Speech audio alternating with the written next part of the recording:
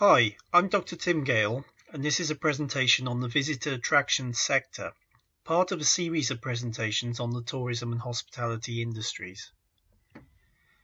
In this session, I will explain what is meant by a visitor attraction and the differences between attractions, destinations, and events. We'll look at the various types of attraction available and compare them in terms of size and recent market performance. We will also seek to understand the factors that influence the experience of visitors to attractions and in turn visitor satisfaction, including the concept of authenticity. And finally, I'll offer and discuss briefly two contrasting examples of visitor attractions, namely theme parks and steam or heritage railways. First, here is a list of visitor attractions by type, with some named examples, starting with ancient monuments such as Stonehenge in Wiltshire, historic buildings such as Osborne House on the Isle of Wight, Queen Victoria's summer residence, designated areas of landscape such as New Forest National Park and Dorset Outstanding Area of Natural Beauty, theme parks such as Alton Towers, Legoland Windsor, and further afield Disneyland Paris, wildlife attractions such as Bristol Zoo and West Midlands Safari Park, museums and art galleries such as the British Museum and Tate Modern, the two top free attractions in the UK, industrial archaeology sites such as Ironbridge Gorge Museum and over the border in Wales, Big Pit National Coal Museum. Incidentally, I would include in this category transport heritage such as the Swanage Railway and the London Transport Museum. Then we have themed retail sites, such as the Trafford Centre in Greater Manchester. And finally, amusement and leisure parks, such as Dreamland in Margate. Here are some definitions of attractions offered by academics. Chris Cooper's is the simplest definition, anything that has sufficient appeal to attract a visit. Writing with Brian Boniface, Cooper also reminds us of the significance of attractions for tourism generally. They are, quite literally, what attracts people to a destination, and an industry in their own right. Also included here is John Swarbrick's typology of attractions, comprising natural features, like volcanoes, lakes, geology, etc., attractions that weren't built for tourists, but have been appropriated by and for tourism, churches and cathedrals being a case in point, purpose-built attractions, as with many of the aforementioned examples, and events, which are often addressed separately. See, for example, my presentation on the events sector, but, as Swarbrick says, are part of an attraction system. In operational contexts, attractions are discussed and understood as something to be managed. Douglas Pearce defines an attraction as a named site with a specific human or natural feature which is the focus of visitor and management attention, while Victor Middleton includes the main reasons why people visit in his definition. A designated permanent resource which is controlled and managed for the enjoyment, amusement, entertainment and education of the visiting public. Almost anywhere and anything can claim to be an attraction. The lesson here is that it must be recognized and managed as such. Neil Leiper associates attractions with destinations, dividing them into primary, secondary, and tertiary attractions. Primary attractions are those that feature strongly in one's decision-making about where to go. So a tourist might visit London to see and photograph Big Ben and the Houses of Parliament, or travel to Paris with an image of the Eiffel Tower in mind. Secondary attractions are less significant. Would-be visitors to a destination will be aware of them, but they don't have much bearing on whether they visit. Tertiary attractions are those that visitors don't know about before they go, but which they discover during their visit. In this diagram, we can make out some basic distinctions between paid entry and free attractions, between built and natural attractions, and between attractions that have a local, regional, national, or international draw or appeal. We can also categorize attractions according to catchment area, ownership, location, target market, and benefits sought by visitors. Pat Yale makes further distinctions between indoor and outdoor attractions and between nodal and linear attractions. Attractions are permanent sites, bricks and mortar if you will, whereas events are temporary or ephemeral. What they have in common is the capacity to attract. We speak of attractions, and for that matter events, in the singular. When there is more than one attraction in close proximity, an agglomeration as geographers would call it, we have the makings of a destination. Attractions are important to destinations and destination competitiveness. They are used as key products in tourism marketing activities. They complement, not just compete, with other attractions and facilities in the destination. They encourage repeat visits. They are instrumental in the regeneration of post-industrial urban and rural areas, and they can involve the local community and provide new leisure and employment opportunities. They also generate much needed revenue. Here are the key motivators for visiting UK attractions, identified in a recent report by Mintel. This suggests that 53% of visitors are there to see and do something new or different. 50% are looking to have fun, 42% because of opportunities to socialise, 42% to learn something about the attraction's history, and 33% to experience something that they understand is important to the area. There are many factors that shape the experience of visitors to an attraction, and in turn their satisfaction, as illustrated here. These include demand factors, such as the accumulation of cultural capital or knowledge or status that is conferred on those who visit. Supply factors like opening hours, ticket prices, and competing attractions. Site-specific factors, which can be divided into physical and social. External factors, such as public sector support, infrastructure, and signage. For example, the brown Department of Transport direction signs used in the UK to indicate nearby attractions. Personal factors, such as the presence or absence of visiting companions. And environmental factors, notably the weather.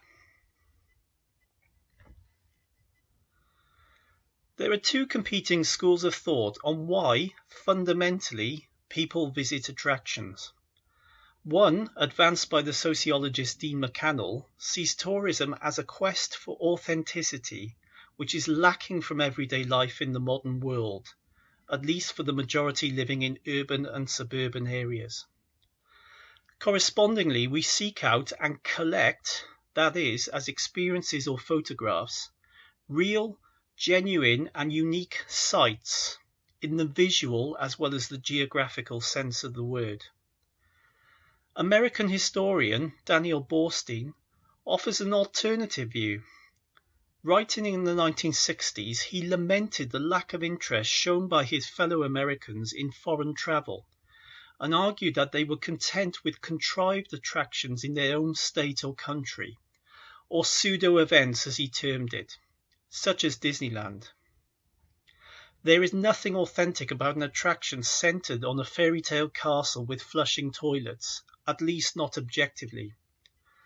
Another of Disney's US attractions, Epcot, is popular with domestic tourists for its staging of typical scenes and events from countries around the world. Along with facilities such as the ubiquitous Irish pub and German Christmas market, Epcot would seem to epitomize Borstein's argument that most tourists are content with fiction over fact, though perhaps this best describes a less adventurous type of tourist than the travelling public in general. Returning to the UK, recent data from Visit England identifies a number of sectors of the attractions industry that have overperformed against the average in recent years. These include heritage centres, gardens, and country parks. Likewise, some attractions types have underperformed, including museums and art galleries, wildlife attractions and zoos, and historic properties. There are various explanations for these trends. For example, the zoo emerged as an attraction in Victorian times when the practice of housing animals in captivity and reducing them to a spectacle for the entertainment of visitors was considered acceptable. This is very much at odds with 21st century sensibilities and tastes, and we've seen a reduction in visits as a result, and in turn, the repurposing of zoos as environmental charities. If you visit your nearest zoo today, there will be few big beasts, elephants and giraffes for instance, but lots of rodents, invertebrates and small mammals. You might see some primates. You may even see some animatronic dinosaurs. Zoos now promote their conservation work at home and abroad and exist as sites of informal education for school groups and families.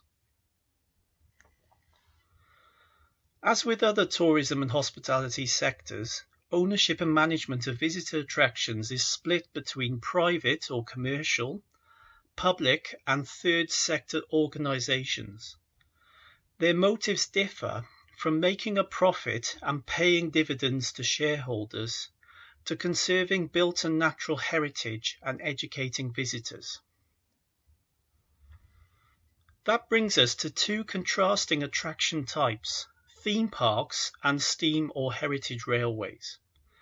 I've chosen these because they represent, to my mind, the extremes of the attraction sector, one characterized by commercial, for-profit ventures with a large footprint and an appeal that rests on made-up objects and stories, and the other reliant upon charity and volunteer labour to preserve vehicles, buildings and structures, and a way of life lost to modernisation. The facts and stats are impressive when it comes to theme parks. Attendance worldwide rose by 3% to 1,072 million in 2017, and spending rose by 5% to $44.8 billion US dollars. Theme parks consist of one or more themed areas designed to enable visitors to escape everyday life and enter a fantasy world, containing rides, sets, props, retail, etc.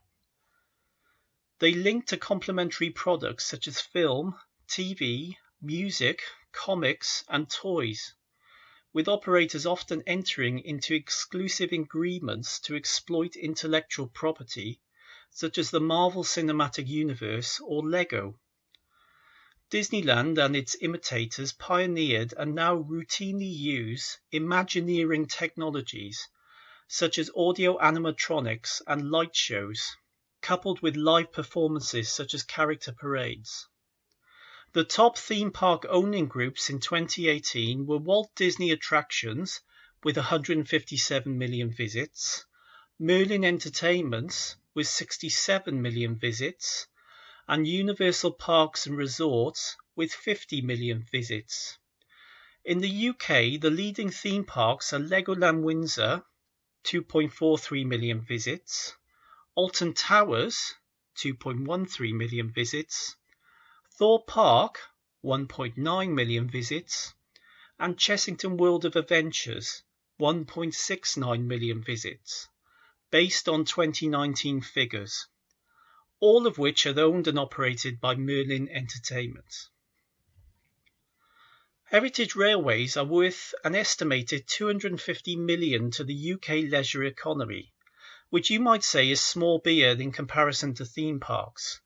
That said, many are located in rural areas that would see little or no benefit from tourism without them, so their significance is perhaps best understood at the local level. Heritage rail operations include standard and narrow gauge railways running timetable services on advertised days of the year, museums and static collections, short demonstration lines, tramways, and so on.